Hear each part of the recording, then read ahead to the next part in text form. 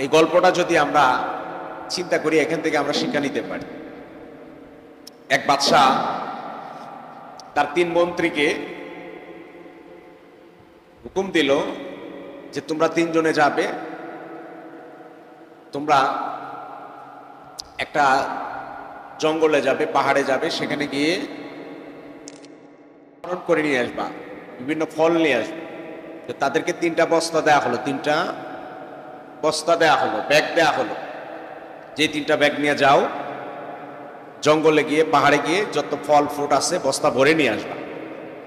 3 মন্ত্রীকে বাদশা হুকুম দিয়ে দিল। এরা পাহাড়ে জঙ্গলে যাওয়ার পরে সেখানে বিভিন্ন কিছু ফলের বাগান দেখতে পেল, সেই জায়গায় ঢুকে গেল। তো মানুষের চিন্তা চেতনা তো এক একজনের এক এক রকম। 3 মন্ত্রীর চিন্তা 3 রকম। তো একজন চিন্তা করলো যে আমাকে বাদশা হুকুম দিয়েছে, বস্তা দিয়ে দিয়েছে, ব্যাগ দিয়ে দিয়েছে, যে বাগান থেকে যেন ফল বোঝাই করে নিয়ে যাই। বাদশার হুকুমটাকে সে এটা মূল্যায়ন করলো, গনিমত মনে করলো যে বাদশার হুকুমটা আমাকে মানতে হবে। এই জন্য বাগানে যত ভালো ভালো ফল ছিল সব ফল ছিঁড়ে বস্তা বোঝাই করলো।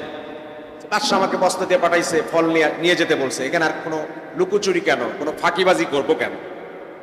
বস্তা ভরে ফল নিয়ে নিল এক মন্ত্রী। আরেক মন্ত্রী চিন্তা করলো যে বাদশার কি ফলের অভাব নাকি? বাদশার ভান্ডারে কত ফল আছে, এটা বাদশা বলছে দেখি যে বস্তা তো জানে না, তাদের কথাই বিশ্বাস করছে। বিশেষ করে বাদশা বললো যে ঠিক আছে, আর তোমাদের এইবার আরেকটা পরীক্ষা হবে, তোমাদের আরেকটা দায়িত্ব দিব। তোমরা 3 জনে তোমাদেরকে এই 7 দিন জেলে থাকতে হবে। এই 7 দিন জেলখানায় কোনো খাবার দেয়া হবে না, কোনো ধরনের খাদ্য পানি থাকবে না। তোমাদের কাছে তো ফল ফ্রুট আছে, বস্তা বুঝাই করা, এই ফল খায় তোমরা 7 দিন থাকবা, 7 দিন কোনো খাবার দেওয়া হবে। তো বাদশার হুকুম, জেলখানায় চলে গেল। 3 মন্ত্রী 3 বস্তা নিয়ে জেলখানায় চলে গেছে। তো 3 পার হয়, কোনো খাবারের ব্যবস্থা নাই। যে মন্ত্রী বস্তা বুঝাই করে ফল নিয়ে গেছে তার তো টেনশন নাই, খাবারের অভাব পড়বে না। সে প্রতিদিনই এক এক রকম নানা রকম, এইভাবে 2 দিন যা 3 দিন যায়, তার কোনো সমস্যা হয়, ফল খাইতেছে। আর যে লোক আধা বস্তা, সে পর্যাপ্ত ফল তো নিতে পারে নাই, সামান্যই বা ফল, সে এখান থেকে কিছু খায়, আবার কিছু বলে যে আমার তো ফলই অল্প, এটা আমি কিছু রাইখে দেই। খাইতে গেলে খায়, এক কামড় খায়, আবার কিছু রাখে, যেটা রেখে দেয়, আমরা তো 7 দিন চলতে হবে। আর যে বস্তা বোঝাই করে পাতা নিয়ে গেছে, কোনো ফলই নাই, তার তো একেবারে কাহিল অবস্থা, আদা মরা, কোনো খাবারেরই ব্যবস্থা নেই। বাদশা বলছে 7 দিন থাকবে, তোমাদের তো বস্তা বোঝাই করা ফল আছে, তোমরা খাবে। বাদশা তো জানেও না ভেতরে কি অবস্থা। এইভাবে তাদের খাবার দেওয়া বন্ধ। যে মন্ত্রীর জেলখানায়, সে তো বস্তা ভর্তি ফল নিয়ে গেছে, সে দেদারসে ফল খাচ্ছে।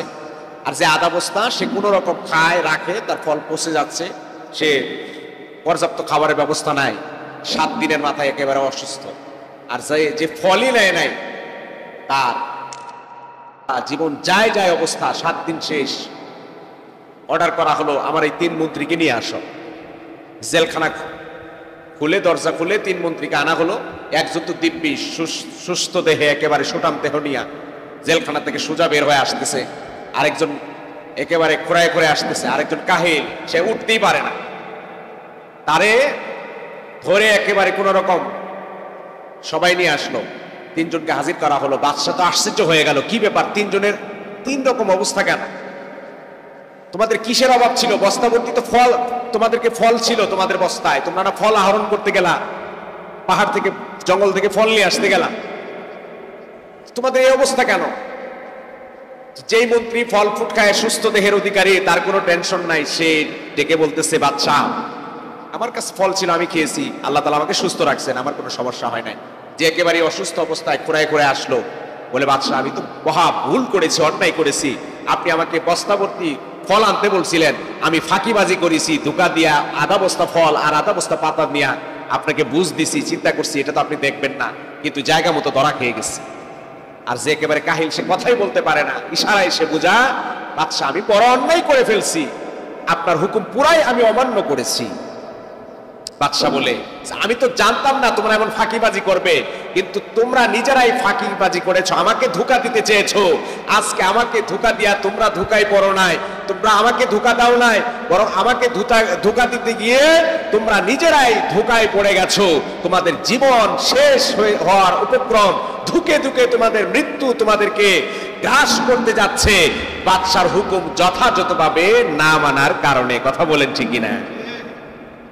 ঠিক আমাদেরও পরিণতি তাই। আমরা ভাবতেছি যে আমি আজকে যদি জোহরের নামাজে না যাই, আজকে যদি ঈশা না পড়ি, কে দেখবে, কে বলবে? দুই এক ওয়াক্ত নামাজ না পড়লে কি হবে, দুই একটা রোজা না রাখলে কি হবে? এই ধরনের ওয়াসওয়াসা শয়তান আমাদেরকে দেয় কি দেয় না? আবার ভাইয়েরা, বন্ধুরা আমার, আল্লাহ রাব্বুল আলামিন কুরআনুল কারীমের সাথে বললেন, আল্লাহ রাব্বুল আলামিন বান্দাকে ইবাদতের জন্য, আমলের জন্যই পাঠালেন।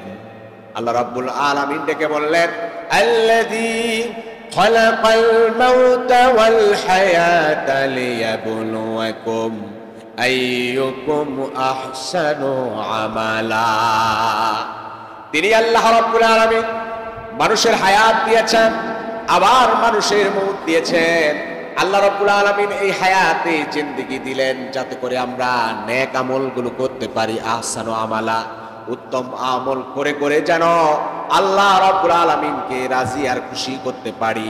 এই জন্যই আল্লাহ রাব্বুল আলামিন আমাদেরকে দুনিয়াতে পাঠালেন।